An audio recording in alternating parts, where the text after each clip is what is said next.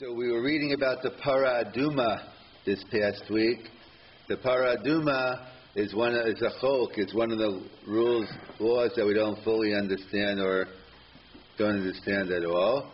And it was a way of being mitar someone, that someone who was tamei meis, someone who came in contact with the dead, so then they had to, in order to become purified, they had to go through the whole process with the Adumah.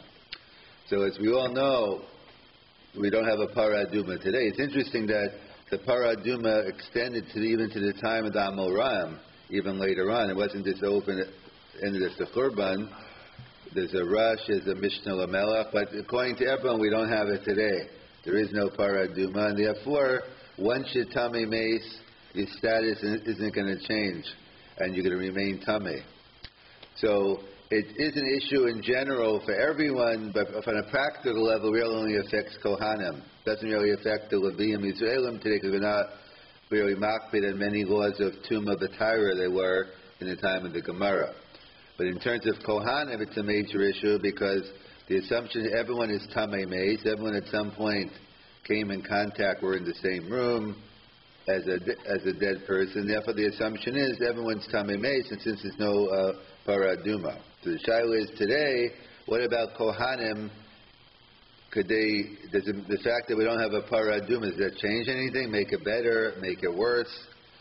Because if I say since they're tamei, so therefore, okay, they're tamei, so what's the difference? Tamei once, 5 times, 10 times, it's all the same? Or no? Or do I say since they can't become tar, but each time makes a difference? So that's a major machlokas between the Rambam and the Rabbi in terms of the Isser of Tumas Meis on a Kohen.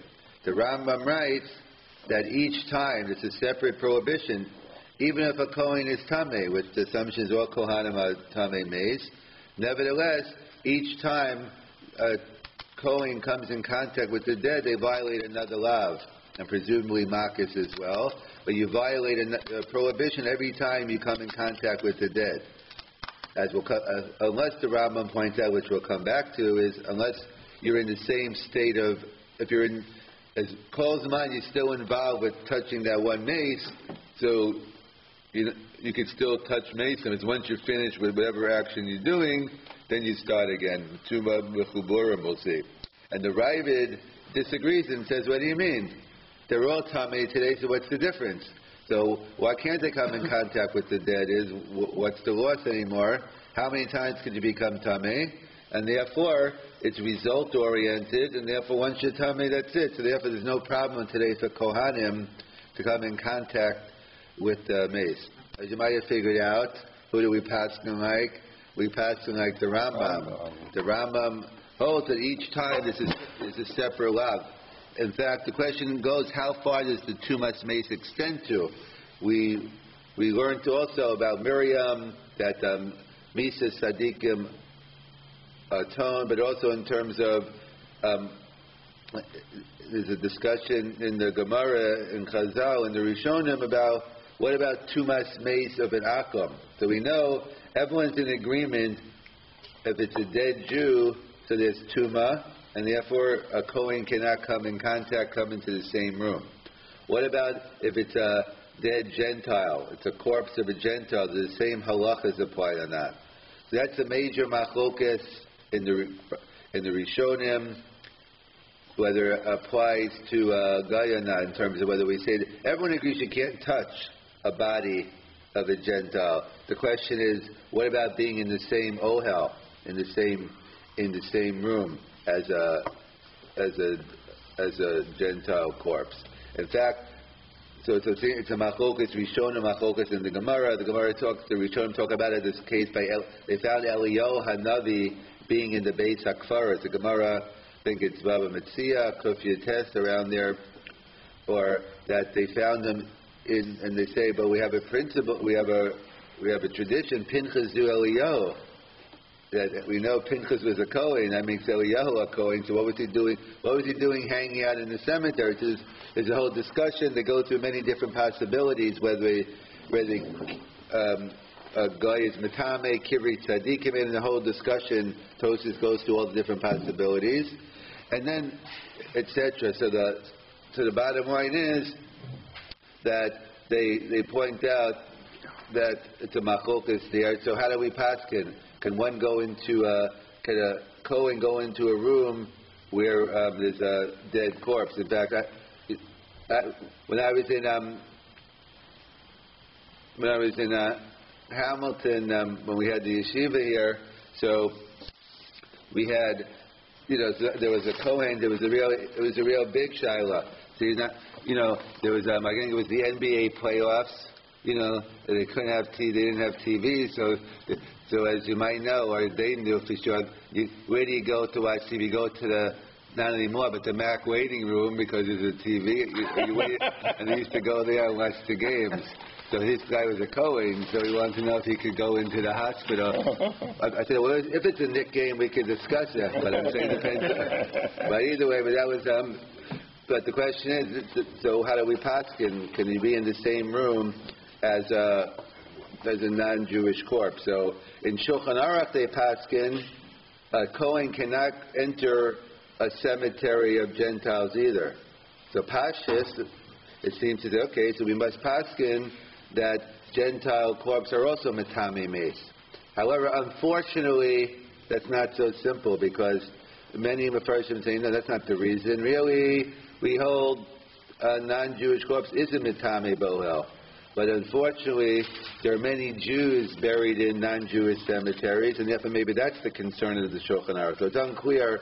It's clear you can't walk into a cemetery. It's not clear what the reason is. So that's a major machlokas today. That's why there's much more room to be makel when as another sniff in the shaila in terms of when you're dealing with a non-Jewish corpse. So there's much more room to be lenient because the machlokas we've shown them, whether it applies. That's part of the shaila that comes up. Kohanim going to medical school. So that which is a general question. They say, someone told me Rav Shechter said, well, I've heard him anyway many times, but I think he was making the rounds in Israel. Now that's popular, different Rosh Yeshiva, they go to Israel, to the different yeshivas. This is to give a share, but also, to keep YU on the map for recruitment and all that. So they always have a Q&A. They have a question and answer session with the different Rosh Yeshivas. So I think one person said, he said, I'm a Kohen. I want to go to medical school. Can you tell me all the details I have to know? He said, there's only one detail you have to know. You can't go to medical school. He's clear. That's the opinion of Rav Soloveitchik, and that's the opinion of Rav Moshe, that something which is mefurish v'kra, Emor Kohanim and Aaron, they didn't want, and they said there's no room to, on one say there's no. On a personal, maybe they pass in every shiloh different, but as a general rule, they came out that Kohanim can't go to medical school, end the discussion. However, not everyone is so clear on that. So people claim Rav Moshe Tendler is lenient, or is more lenient. So they didn't, but you never know, people say it, so someone called up Rav Moshe Tendler, and they said to him, you know what, I'm a Kohen, this is my plan, I plan on going to medical, this and that. So Rav Tendler said, okay, and then he hung up the phone. So obviously he doesn't give a blanket heter, in other words, like, with Rav Tendler. Okay, well, very nice. Okay, you're telling me, good for you, but have a good day. Like, do you have a question for me or not? So the bottom line is, so whether it's Rav Tendler and others, like, basically, Rav Tendler doesn't hold you could go to medical school. There's no problem with medical school per se. As I say, perhaps in 10 years or less, there won't be an issue at all. If everything's on the computer and you do. The issue is that part of medical school training is, and could be dental school, I don't know, every other training you have to check, is you work with cadavers, you work with dead, with parts of the dead bodies. That's the issue. So Rav Tendler, if you get a good chabrusta who's going to actually touch the body, the assumption is, number one, they're all non-Jews. That's the first. That's why Israel is a bigger shaila.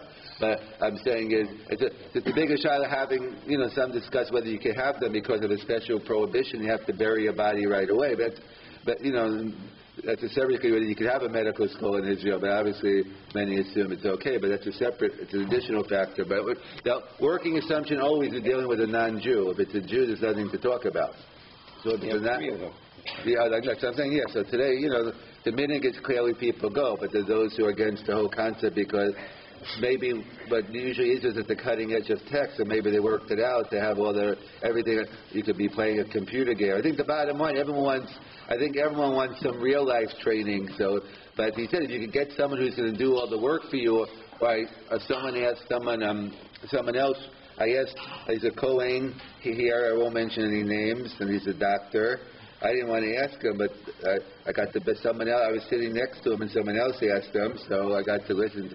He said, "Did you ask someone about going to me?" He said, "Yeah, actually, I wrote to a different gedolim. I don't remember all the people he wrote to. Only one person got back to him. This 3 from Yechiel Yaakov Weinberg, and he said something about also if you use twigs, you don't actually as long as you don't touch the body, it's okay. So I asked him, is that practical? He said, no. There's no way you could really go to medical school.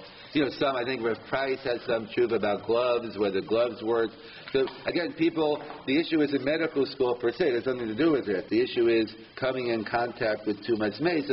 So some just say, I guess some just feel practically you can't, when they say that thing, you can't do it, they mean, as far as they know, you're going to have to be involved with it and therefore stay away from it. And others take the more pragmatic approach. Well, let's deal with this person might be going anyway, so let's try to make it a way where perhaps at least avoid the more serious transgressions or not. There's a famous tshuva from Rav Goren. He was Mako. He had a heter on Kohanim going to medical school.